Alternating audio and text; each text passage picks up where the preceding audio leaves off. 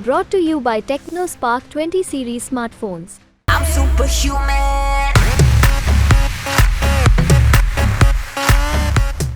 कन्हैया कुमार एक बेबाक और बेखौफ लीडर है और मुझे लगता है कि कन्हैया कुमार जहाँ से लड़ेंगे वहाँ की जनता के लिए वो हमेशा आगे अग्रिम श्रेणी में आगे काम करेंगे। 2014 में मोदी जी को वोट दिया था, 19 में मोदी जी को वोट दिया था, पर मैं इस बार ही नहीं दूंगा।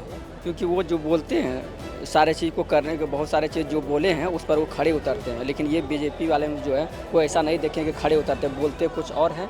आप भी इनकी बात से सहमत हैं? जो ये बात बेरोजगारी को लेकर सभी लोग यहाँ पर कर रहे हैं, मैं ये कह रही थी कि जितना आक्रोश छात्रों में या युवाओं में दिखाई देता है वो क्या वोटों में भी बदलेगा इस बार? आपको ऐसा लगता है कि या फिर यहाँ बैठकर सिर्फ बात हो रही है कि मोदी सरकार ने नौकरी नहीं दी, ये नहीं दिया, वो नहीं दिया? आपको लगता है वोटों में सब बदलता नजर आएगा? जब से बीजेपी 2014 से 2014 से जो बीजेपी का कार्यकाल रहा है, इस कार्यकाल में अनएम्प्लॉयमेंट एक बहुत बड़ा इशूज़ रहा है और अनएम्प्लॉयमेंट के सेक्टर में अगर बात की जाए तो बीजेपी का वो मुझे स्टैंड नहीं लगता जिस स्टैंड के साथ बीजेपी 2014 में आई थी। अनएम्प्लॉयमेंट पिछले कई दशकों से वही बना हुआ है, आज भी अगर देखा जाए अपने उच्च स्तर पर है।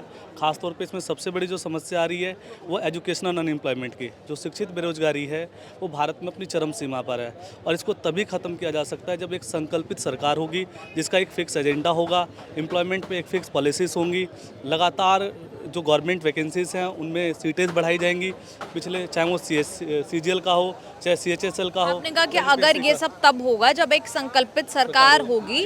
इस बार आपको क्या लगता है फिर कौन आ रहा है? नहीं, मैं सीधे सीधे बता दूं, मैंने 2014 में मोदी जी को वोट दिया था, 19 में मोदी जी को वोट दिया था, पर मैं इस बार ही नहीं दूंगा।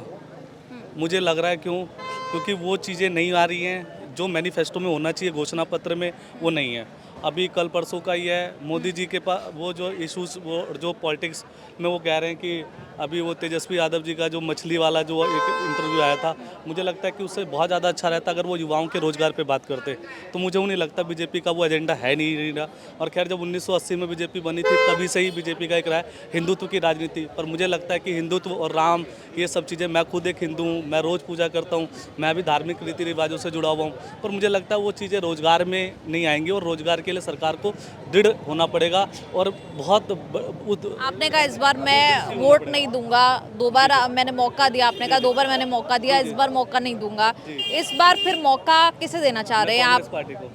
इंडिया अलायंस में आपको लग रहा है कि कुछ दम है, कुछ टक्कर है? मैं ये सुन रहा हूँ कि कन्हैया कुमार को उत्तर पूर्वी लोकसभा सीट से जो है कैंडिडेट बनाने की वो चली जा रही है, तो मैं कन्हैया कुमार को, एक युवा है, ये नहीं कि उनकी विचारधारा लेफ़्ट रही है, लेफ़्ट की विचारधारा का मैं भी समर्थक हूँ, कोई अलग चीज़ है, पर मुझे लगता है कि नहीं, बदलाव होना चाहिए। पिछले 10 साल से मनोज तिवारी यहाँ के सांसद हैं और इस सांसद के कार्यकाल में भी अगर देखा जाए तो पूरे उत्तर पूर्वी लोकसभा के जो ये रहा है उसमें कोई खास डेवलपमेंट नहीं रहा। आपको लगता है कन्हैया कुमार एक अच्छी टक्कर जो है वो दे सकते हैं इस क्षेत्र वो से? यूथ को रिप्रेजेंट करेंगे, एक युवा हैं, एक युवा शक्ति है और मुझे लगता है कि अगर एक ही नेता को बार बार आप चांसेस दोगे, लोकतंत्र में बदलाव भी बहुत ज़रूरी है, इसलिए कन्हैया कुमार को इस बार ही चूज़ करना चाहिए सबको, मेरा ये मानना है। आप लोग क्या कहेंगे अगर इस क्षेत्र से, आपके क्षेत्र से कन्हैया कुमार को मौका मिलता है तो आप लोग उस बात को पसंद करेंगे?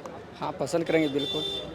क्या आपको खासियत लगती है कि कन्हैया कुमार दिल्ली में एक अच्छी फाइट नॉर्थ ईस्ट दिल्ली से दे सकते हैं? क्योंकि वो जो बोलते हैं सारे चीज़ को करने के, बहुत सारे चीज़ जो बोले हैं उस पर वो खड़े उतरते हैं, लेकिन ये बीजेपी वाले में जो है वो ऐसा नहीं देखेंगे, खड़े उतरते हैं, बोलते कुछ और हैं, करते कुछ और है। कभी ऐसा नहीं देखने को मिला है, हर एक जगह पर देखा गया। अभी बेरोजगारी के स्तर इतना ऊंचा चल गया कि उसको ये अगर आ जाएगा, अगर उसका रिपोर्ट सही में आ जाए तो बहुत अंशक लगेगा, आश्चर्यचकित कर देंगे युवाओं सबको। क्योंकि हर एक क्षेत्र में देखिए प्राइवेटाइजेशन किया जा रहा है, रेलवे क्षेत्र हो, उसके बाद अभी UPSC की बात चल रही है, उसको कर रहे हैं कि 30 वर्ष तक ये कर देंगे, जनरल वाले को इसके 25 वर्ष कर देंगे, कि युवा को लिए ये जो है एक उसका ऊर्जा का ह्रास बताया जा रहा है। लेकिन ये भी उनको पता चलना चाहिए कि रोजगार है कहाँ पर, तो अगर रोजगार है कहाँ 30 वर्ष अगर यहाँ पर कर देंगे, यहाँ पर 1% भी थोड़ा सा तो है कि गरीब बच्चा के लोग का भी वहाँ पर ये कर देंगे, लेकिन लोग बोलते हैं स्टार्टअप करो। स्टार्टअप को अगर देख लिया जाए उठा करके बायोडाटा, तो 37,000 कुछ इतना लोग है डाटा देखे हैं जो उसको बंद हो चुकी है, उसको आर्थिक सहायता नहीं मिल चुका। तो इस आधार से अगर कम से कम तो कि एक आशा तो है कि लड़ करके कुछ हम कुछ करके अपने उच्च ओहदा प्राप्त कर सकें। कहीं बेरोजगारी इतना है कि कहीं भी ये संभावनाएं नहीं है कि हम स्टार्टअप कर लें, कहीं कुछ कर लें, इस तरफ से नहीं है कुछ। अच्छा, क्योंकि यहाँ पर कन्हैया कुमार का भी नाम आया, अगर मैं गलत नहीं हूँ कल ओल्ड राजेंद्र नगर में भी आप न्यूज़ तक नुक्कड़ में, बहुत बहुत शुक्रिया कि आप एक बार फिर मुखर्जी नगर में भी आए।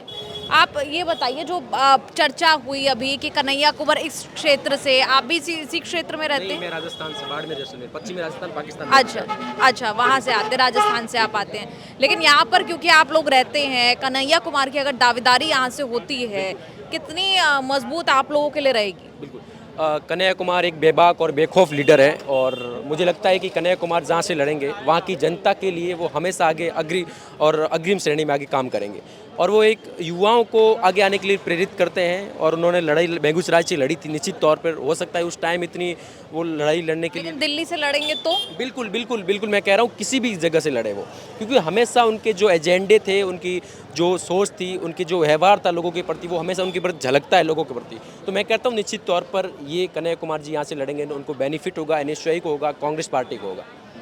और आप NSUI से जुड़े हुए हैं? हाँ, मैं NSUI से जुड़ा हुआ हूँ, इतना मैं कोई एक्टिव मेंबर नहीं हूँ, बट हाँ मतलब ये कह सकते हैं कि मेरी विचारधारा NSUI की ओर झुकी। छात्र होते हुए भी आपके यही मुद्दे हैं? मैं ये कह रहा हूँ, मुझे दिक्कत मोदी जी से नहीं है, मुझे दिक्कत है उनकी रीति से, उनकी नीति से, उनकी सोच से, उनके व्यवहार से दिक्कत है, जो कि झलकता है उनके अंदर। तो मैं उनसे दिक्कत है, मेरी विचारधारा तो मेरा पर्सनल पॉइंट है। उसके अलावा विचारधारा अगर मोदी जी को ये कह रहा हूँ कि वहाँ पे धर्म के नाम पे आप पॉलिटिक्स मत करो, आप निश्चित तौर पर राजनीतिक लाभ लेने की कोशिश ही मत करो। इससे पहले बड़े बड़े नेताओं ने बोल के गए, ये कांग्रेस का एजेंडा था कि अगर राम मंदिर हम बनाएंगे, उनका एजेंडा था, लेकिन वो मोदी जी ने राजनीतिक लाभ ले लिया। इससे क्या मोदी जी खुश हो जाएंगे क्या? और इस बार मैं निश्चित तौर पे कह रहा हूँ, इस बार भाजपा की सरकार नहीं आएगी, आज लिख के ये ले लो।